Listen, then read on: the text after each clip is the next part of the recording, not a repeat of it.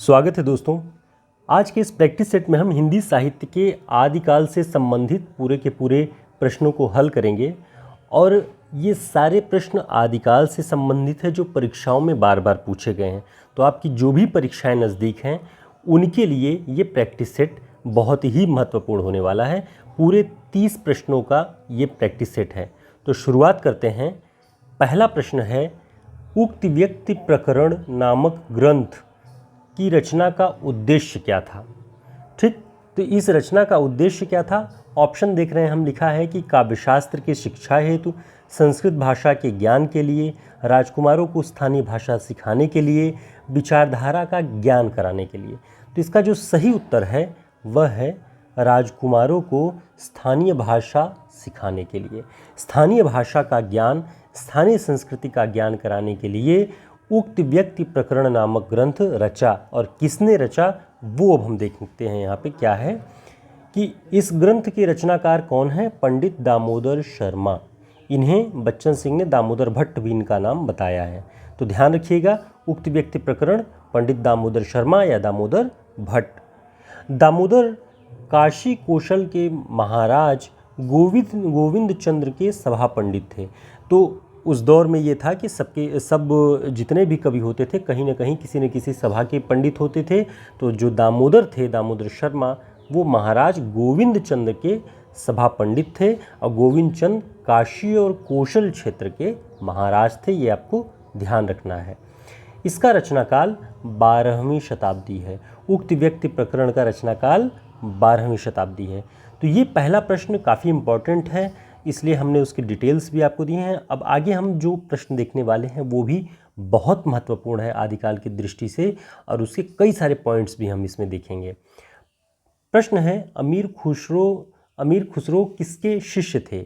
Option, Khwaja Moinuddin Chishti, Nizamuddin औलिया, मोहम्मद गौरी, जायसी। तो इसका सही उत्तर क्या होगा? इसका सही उत्तर है निजामुद्दीन औलिया। अमीर खुसरो निजामुद्दीन औलिया के शिष्य थे। अब इस बारे में हम कई सारे पॉइंट्स भी देख लेंगे अमीर खुसरो से जुड़े हुए। खुसरो को खड़ी बोली हिंदी का प्रथम कवि माना जाता है। तो जब भी प्रश्न आए कि खड़ी बोली हिंदी का प्रथम कवि किसे माना जाता है, खुसरो को माना जाता है। आपको ध्यान रखना है। इनका जन्म कब हुआ था? 1253 में। कहाँ हुआ था? एटा जिले के पटियाली नामक कस्बे में। ये बच्चन सिंह की पुस्तक में दिया हुआ तथ्य है कि एटा जिले के पटियाली नामक कस्बे में 1253 में हुआ है। इनकी प्रसिद्ध जो उक्ति है वह है कि मैं हिंदुस्तान की तूती हूँ। ये बहुत फेमस है, ध्यान रखिएगा। कौन कहता है? अमीर खुसरो। इनका एक प्रसिद्ध जो पंक्ति है वो कि गोरी सोवे सेज पर, मुख पर डारे केस, चल खुसरो घर आपने, रैन भई सब देश। ये जो है खुसरो की पंक्ति है, इसी बहाने इसे भी ध्यान रखिएगा। तो इस तरह हमारा वो सीरीज एक प्रश्न के बहाने कई प्रश्न करने वाला वो भी शुरुआत हो जाता है। अब देखते हैं कि प्रश्न है कि एक पंक्ति दी गई है कि इसमें संदेह नहीं कि पदावली सामंती विलास को प्रज्वलित करने वाली रचना है। विद्यापति की पदावली के विषय में यह कथन किसका है? Option, doctor Nagendra, doctor Shiv Prasad Singh, doctor Bachchan Singh, Nirala. तो इसका सही उत्तर है डॉक्टर बच्चन सिंह। बच्चन सिंह लिखते हैं कि विद्यापति की जो पदावली है वो सामंती विलास को प्रज्वलित करती है। ठीक है, इसे ध्यान रखिएगा, क्योंकि इसमें उन्होंने जो उनके जिस राजा के आश्रय में, शिव सिंह के आश्रय में वो रह रहे थे, उन्हें ही उन्होंने साक्षात कृष्ण बता दिया, देव बता दिया। तो इस तरह से सामंती विलास को प्रज्वलित करने वाली पूरी की पूरी पदावली है, ऐसा बच्चन सिंह कहते हैं। अब आगे देखते हैं इसकी मेन पॉइंट्स कि आचार्य शुक्ल ने विद्यापति की कीर्ति का आधार कौन सी रचना माना है? पदावली को। तो ध्यान रखिएगा कि शुक्ल ने विद्यापति की कीर्ति का आधार पदावली को माना है। निराला ने पदावली की मादकता को नागिन की लहर कहा है। ध्यान रखिए, ये बहुत इंपॉर्टेंट हैं दोनों बातें कि आचार्य शुक्ल विद्यापति की कीर्ति के आधार उनकी किस रचना को मानते हैं। तो उसका सही उत्तर है पदावली। और निराला ने पदावली की मादकता को क्या कहा है? नागिन की लहर। ये दोनों बातें आपको ध्यान रखनी है। दोस्तों, इस तरह के सभी महत्वपूर्ण प्रश्नों का पूरा practice set, one liner questions, काव्यशास्त्र, भाषा विज्ञान, पुरस्कार, हिंदी साहित्य के इतिहास और 35 महत्वपूर्ण जो रचनाकार हैं हिंदी साहित्य के, सबसे जुड़े हुए ये प्रैक्टिस सेट आपको हमारे इस हिंदी साहित्य के शॉर्ट नोट्स में मिल जाएंगे, जो कि PDF फॉर्म में या प्रिंट बुक जो भी आपके लिए उपयोगी लगे आप उसे ऑर्डर कर सकते हैं हमारे इस नंबर पे संपर्क करके। डेफिनेटली बहुत उपयोगी होने वाला है आपके लिए। अगला प्रश्न है, वर्ण रत्नाकर के रचनाकार कौन थे? ऑप्शन वररुचि, दामोदर शर्मा, विद्यापति, ज्योतिरीश्वर ठाकुर। तो इसका सही उत्तर है ज्योतिरीश्वर ठाकुर। वर्ण रत्नाकर किसकी रचना है? ज्योतिरीश्वर ठाकुर की। इस रचना की भाषा मैथिली थी, ध्यान रखिएगा। कभी भी पूछे परीक्षा में कि वर्ण रत्नाकर की भाषा क्या थी, तो मैथिली भाषा थी। और इसका रचना काल क्या है? 14वीं शताब्दी का पूर्वार्ध माना गया है। ठीक। डॉक्टर बच्चन सिंह इस रचना को मैथिली का आद्य ग्रंथ कहते हैं। आद्य माने सबसे पहला आरंभिक ग्रंथ मैथिली का अगर कोई है तो बच्चन सिंह जी के अनुसार वर्ण रत्नाकर है। ठीक है। बाकी मैथिली भाषा में आदिकाल के अंतर्गत और कौन लिख रहा था, आप कमेंट बॉक्स में ज़रूर बताएं। ये आपकी जानकारी हम चेक करेंगे कि आप कितने ध्यान से चीज़ों को पढ़ते हैं, रिवीजन करते हैं, वो समझ में आ जाएगा कि मैथिली भाषा में आदिकाल में ज्योतिरीश्वर ठाकुर के अलावा और कौन लिखता था। अगला प्रश्न है, वे सांप्रदायिक शिक्षा मात्र हैं, अतः शुद्ध साहित्य की कोटि में नहीं आ सकती। सिद्धों, नाथों और योगियों की रचनाओं के विषय में यह मत किसका है? बताइए। Option George Grierson, doctor Nagendra, Acharya Ramchandra Shukla, mister Bandhu. तो इसका जो सही उत्तर है वह है आचार्य रामचंद्र शुक्ल।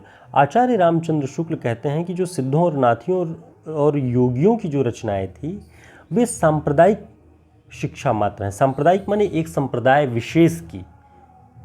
ठीक। और ये शुद्ध साहित्य की कोट में नहीं आ सकती, ये शुक्ल जी कहते हैं। आगे देखते हैं शुक्ल जी और क्या कहते हैं। शुक्ल जी का मानना है कि सिद्धों और योगियों की रचनाओं का जीवन की स्वाभाविक अनुभूतियों और दशाओं से कोई संबंध नहीं है, इसलिए वे शुद्ध साहित्य की कोटि में नहीं आ सकती। उन्हें उनके मूल रूप में ही स्वीकार करना चाहिए, जैसे ज्योतिष, आयुर्वेद आदि के ग्रंथ के रूप में। उनका, शुक्ल जी का कहना है कि बेसिकली जो साहित्य जीवन की स्वाभाविक अनुभूतियों और दशाओं से सीधे सीधे जुड़ा हुआ है वही शुद्ध साहित्य कहा जा सकता है। बाकी सब अपने अपने संप्रदाय विशेष की, अपने किसी खास विषय विशेष की रचनाएं हैं। ठीक, ये बात ध्यान रखिएगा। अगला प्रश्न है, सरहपा को हिंदी का पहला कवि मानने वाले विद्वान कौन है? दोस्तों, अगर आप इस पूरे के पूरे वीडियो को, इन पूरे प्रैक्टिस सेट को अच्छे से मन से देख लेते हैं तो जो पॉइंट्स हम बताते हैं वो बहुत इंपॉर्टेंट होते हैं परीक्षा की दृष्टि से, तो आप पूरे आदिकाल को कवर कर लेंगे, आदिकाल आपका पूरा का पूरा तैयार हो जाएगा। तो बताएं, सरहपा को हिंदी का पहला कवि कौन मानता है? इसका सही उत्तर है राहुल सांकृत्यायन। सांकृत्यायन जी सरहपा को हिंदी का पहला कवि मानते हैं। ठीक। और सरहपा का समय क्या बताते हैं सांकृत्यायन जी? सन 769 ईस्वी। ध्यान रखिएगा, 769 ईस्वी। सरहपा की प्रसिद्ध रचना का नाम क्या है? दोहा कोश। और दोहा कोश का संपादन बाद में किसने किया? प्रबोधचंद बागची ने। ठीक, उसका उन्होंने संपादन किया, लेखक नहीं है। प्रबोधचंद बागची दोहा कोश के संपादक हैं। अगला प्रश्न है, रामकुमार वर्मा हिंदी का प्रथम कवि किसे मानते हैं? तो राहुल सांकृत्यायन तो सरहपा को मानते हैं, रामकुमार वर्मा किसे मानते हैं? स्वयंभू को। अस्वयंभू अपभ्रंश भाषा के कवि हैं, ध्यान रखिएगा। कभी भी पूछे किस भाषा से संबंध है स्वयंभू का? अपभ्रंश से, और 8वीं शताब्दी इनका समय है। अगला प्रश्न है, डॉक्टर नगेंद्र किस रचना को हिंदी की प्रथम साहित्यिक रचना मानते हैं या कहते हैं? ऑप्शन दोहा कोश, उपदेश रसायन रास, स्थूलिभद्र रास, श्रावकाचार्य। इसका सही उत्तर है श्रावकाचार्य। डॉक्टर नगेंद्र श्रावकाचार्य को हिंदी की प्रथम साहित्यिक रचना मानते हैं। और श्रावकाचार्य के रचनाकार कौन हैं? देवसेन। ध्यान रखिएगा, 250 दोहों में देवसेन ने इस ग्रंथ में श्रावक धर्म का वर्णन किया है। यानी आपको ध्यान रखना है कि जो देवसेन का श्रावकाचार्य है उसमें 250 दोहे हैं और इसमें श्रावक धर्म का वर्णन किया गया है। इस श्रावक धर्म के वर्णन में गृहस्थ धर्म का वर्णन मुख्य केंद्र है। यानी पूरे श्रावक धर्म की जो चर्चा श्रावकाचार में होती है देवसेन के द्वारा, उसमें गृहस्थ धर्म मुख्य रूप से उभर कर आता है। अगला प्रश्न है, कीर्तिलता की प्रति की नकल नेपाल से लेकर कौन विद्वान आया? ऑप्शन श्याम सुंदर दास, जगन्नाथ दास रत्नाकर, आचार्य रामचंद्र शुक्ल, महामहोपाध्याय, हरप्रसाद शास्त्री।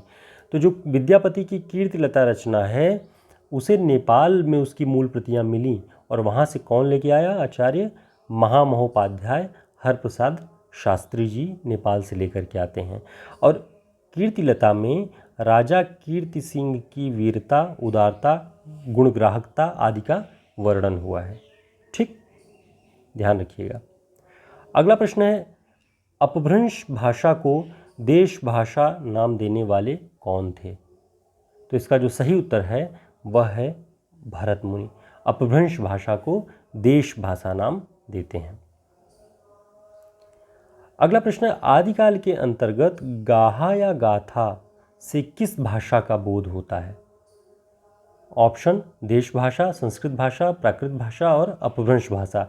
इसका सही उत्तर है प्राकृत भाषा। गाहा या गाथा कहने से प्राकृत भाषा का बोध होता है और दोहा या दुहा कहने से अपभ्रंश भाषा का या प्रचलित लोक भाषा का बोध होता है। इसे ध्यान रखना है आपको। अगला प्रश्न है, प्राकृत प्रकाश किसका ग्रंथ है? प्राकृत प्रकाश। ऑप्शन भरत मुनि, कामता प्रसाद गुरु, वररुचि, हेमचंद्र। तो इसका सही उत्तर है वररुचि। प्राकृत प्रकाश वररुचि जी की रचना है। अगला प्रश्न है, आचार्य शुक्ल के अनुसार अपभ्रंश नाम का पहले पहल प्रयोग किस राजा के शिलालेख में मिलता है? तो अपभ्रंश नाम का प्रयोग पहले पहल शुक्ल जी के अनुसार वल्लभी के राजा धारसेन द्वितीय के शिलालेख में मिलता है। ध्यान रखिएगा इसे। अगला प्रश्न, जैन कवि देवसेन की रचना श्रावकाचार किस छंद में लिखा गया है? ऑप्शन दोहा, चौपाई, सोरठा, हरिगीतिका। इसका सही उत्तर है दोहा। देवसेन की रचना श्रावकाचार दोहा छंद में लिखा गया है और नगेंद्र जी इस रचना को हिंदी की प्रथम साहित्यिक रचना मानते हैं। ये हमने ऊपर पढ़ा हुआ है। आचार्य शुक्ल ने इसका समय 933 ईस्वी बताया है। देवसेन की एक अन्य पुस्तक है दव्य सहाव पयास, यानी द्रव्य, स्वभाव और प्रकाश।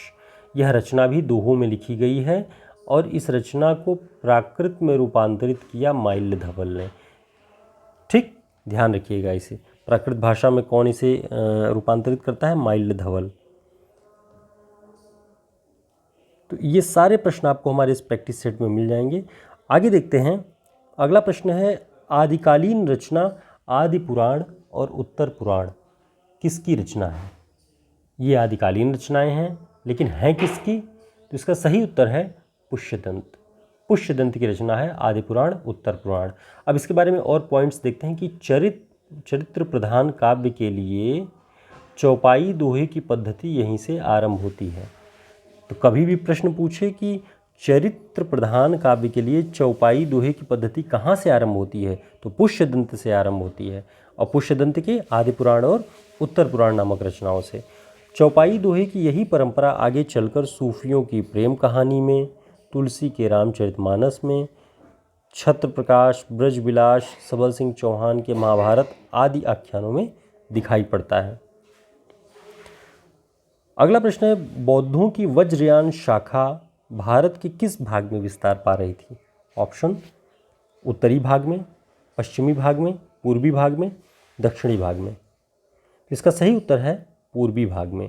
तो बौद्धों की जो वज्रयान शाखा थी उसे ही सिद्ध कहा गया और सिद्धों का जो क्षेत्र था वो भारत का पूर्वी हिस्सा था और नाथों का क्षेत्र कौन था?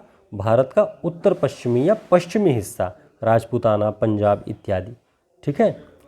ये जो बौद्धों की वज्रयान शाखा यानी जो सिद्ध थे, ये बिहार से लेके आसाम तक, और भारत के नक्शे पे आप इसे देखेंगे तो ये भारत के पूर्वी हिस्से में है, इसलिए इसका सही उत्तर पूरब ही है। ठीक, 84 सिद्ध इन्हीं में से हुए थे। बौद्धों की वज्रयान शाखा में से ही 84 सिद्ध हुए थे। बिहार के नालंदा, और विक्रमशिला नामक प्रसिद्ध विद्यापीठ इनके अड्डे थे। ध्यान रखिएगा, किसके? बौद्धों की वज्रयान शाखा यानी सिद्धों के। सिद्धों की रचनाओं का संग्रह बौद्ध गान ओ दोहा नाम से किस विद्वान ने किया? इसका सही उत्तर है महामहोपाध्याय हरप्रसाद शास्त्री। अगला प्रश्न है, सिद्धों में सबसे पुराने सिद्ध कौन से हैं? तो सिद्धों में सबसे पुराने सिद्ध हैं सरोज वज्र। सरोज वज्र को ही सरहपा कहा गया है और राहुल सांकृत्यायन सरहपा को हिंदी का पहला कवि मानते हैं। तो सारी बातें आप ध्यान रखेंगे तो आपको याद करने में भी और प्रैक्टिस सेट सॉल्व करने में भी काफ़ी मजा आएगा। अगला प्रश्न है, नगर बाहिरे डोंबी तोहरी कुड़िया छई, ये किस प्रसिद्ध कवि की वाणी है? इसका सही उत्तर है कण्हपा। नगर बाहिरे डोंबी तोहरी कुड़िया छई, ये कण्हपा की पंक्ति है। अगला प्रश्न है, हिंदी साहित्य का काल विभाजन करने वाले प्रथम साहित्य इतिहासकार कौन थे? काल विभाजन की दृष्टि से हिंदी साहित्य का इतिहास लिखने वाला पहला इतिहासकार कौन था? इसका सही उत्तर है ग्रियर्सन। आचार्य रामचंद्र शुक्ल आदिकाल का आरंभ किस वर्ष से मानते हैं? तो हम सभी जानते हैं कि आचार्य शुक्ल जब संवत में देखेंगे तो संवत 1050 से 1375 संवत तक मानते हैं आदिकाल की समय सीमा, जिसे हम जब सन में परिवर्तित करते हैं तो 993 से 1318 ईस्वी तक। इसका सही उत्तर ए यानी 993 ईस्वी हो जाएगा। अगला प्रश्न है, जॉर्ज ग्रियर्सन ने आदिकाल को क्या नाम दिया? ऑप्शन सिद्ध सामंत काल, वीरगाथा काल, चारण काल, आधार काल। तो इसका सही उत्तर है चारण काल। जॉर्ज ग्रियर्सन ने आदिकाल को चारण काल नाम दिया। अब इसके बारे में और देखते हैं, यहाँ पे हमने सब कलेक्ट किया हुआ है किसने क्या कहा है। सिद्ध सामंत काल कौन कहता है? सांकृत्यायन जी कहते हैं, ठीक है। वीरगाथा काल कौन कहता है? आचार्य रामचंद्र शुक्ल जी कहते हैं। चारण काल कौन कहता है? हमने बताया ग्रियर्सन कहते हैं। आधार काल कौन कहता है आदिकाल को? सुमन राजे। बीज वपन काल कौन कहता है आदिकाल को? महावीर प्रसाद द्विवेदी। आदिकाल कौन कहता है? आचार्य हजारी प्रसाद द्विवेदी। तो ये सारे पॉइंट्स आप एक साथ ध्यान रखिएगा। इसे चाहे स्क्रीनशॉट ले लीजिए, चाहे हमारे नोट्स में सब अवेलेबल हैं, इन्हें आप अपने पास कलेक्ट रखिएगा। सभी परीक्षाओं में ये काम आते हैं। अगला प्रश्न है, भारतेश्वर बाहुबली रास के रचयिता कौन हैं? ऑप्शन सरहपा, स्वयंभू, देवसेन, शालिभद्र सूरी। इसका सही उत्तर है शालिभद्र सूरी। भारतेश्वर बाहुबली रास के रचयिता हैं। अगला प्रश्न है, डॉक्टर नगेंद्र के अनुसार संत साहित्य का प्रथम कवि कौन सा है? देखिए, अब तक हम देख रहे थे हिंदी साहित्य का प्रथम कवि कौन है, और ये है संत साहित्य का प्रथम कवि नगेंद्र के अनुसार कौन है? इसका सही उत्तर है कबीरदास। कबीरदास को नगेंद्र जी संत साहित्य का प्रथम कवि मानते हैं और लिखते हैं कि सिद्ध साहित्य से नाथ साहित्य तक का विकास हुआ और नाथ साहित्य की प्रेरणा से भक्तिकालीन संत साहित्य का प्रादुर्भाव हुआ। यानी जो संत साहित्य था उसका प्रादुर्भाव नाथ साहित्य की प्रेरणा, सिद्ध साहित्य की प्रेरणा से हुआ है और इसके प्रथम कवि कबीरदास माने जाते हैं। ये बात ध्यान रखिएगा, ये नगेंद्र जी के अनुसार है। अगला प्रश्न, आचार्य रामचंद्र शुक्ल ने पुरानी हिंदी को किस नाम से संबोधित किया है? पुरानी हिंदी को ऑप्शन प्राकृताभास हिंदी या अपभ्रंश, प्राकृत भाषा, पाली भाषा का ग्रामीण रूप, परिनिष्ठित भाषा। तो इसका सही उत्तर क्या है? पुरानी हिंदी को उन्होंने प्राकृताभास हिंदी या अपभ्रंश नाम दिया है, ध्यान रखिएगा। तो पुरानी हिंदी और प्राकृताभास हिंदी या अपभ्रंश एक ही बात है, इसे ध्यान रखेंगे आप। अगला प्रश्न है, पृथ्वीराज रासो को हिंदी का पहला महाकाव्य मानने वाले विद्वान कौन है? ये सारे प्रश्न बहुत उपयोगी हैं परीक्षाओं की दृष्टि से। कंफर्म रखिए कि पृथ्वीराज रासो को हिंदी का पहला महाकाव्य आचार्य रामचंद्र शुक्ल मानते हैं। हिंदी में नखशिख वर्णन परंपरा का आरंभ किस कृति से माना जाता है? दोस्तों, हमने ये सारे प्रश्न आपको पहले भी पढ़ाए हुए हैं, ये एक तरह से रिवीजन भी होगा और इन्हें ये सब आदिकाल के अंतर्गत के प्रश्न हैं, इसलिए हमने इन्हें यहाँ पे कलेक्ट कर लिया ताकि आसानी से 30-35 प्रश्नों की एक श्रृंखला जब आप तैयार करें तो आपको ध्यान रहे कि ये आदिकाल के सारे प्रश्न हमने पढ़े हुए हैं। तो हिंदी में नखशिख वर्णन परंपरा का आरंभ किस कृति से माना जाता है? बताएं। इसका सही उत्तर क्या होगा? राउरवेल। राउरवेल से हिंदी में नखशिख वर्णन की परंपरा का आरंभ माना जाता है। अगला प्रश्न है, दब्ब सहाव पयास नामक ग्रंथ के रचयिता कौन है? तो हमने ऊपर अभी पढ़ा कि द्रव्य, स्वभाव और प्रकाश इसका शुद्ध नाम है। इस ग्रंथ के रचयिता कौन है? इस ग्रंथ के रचयिता हैं देवसेन, ध्यान रखिएगा।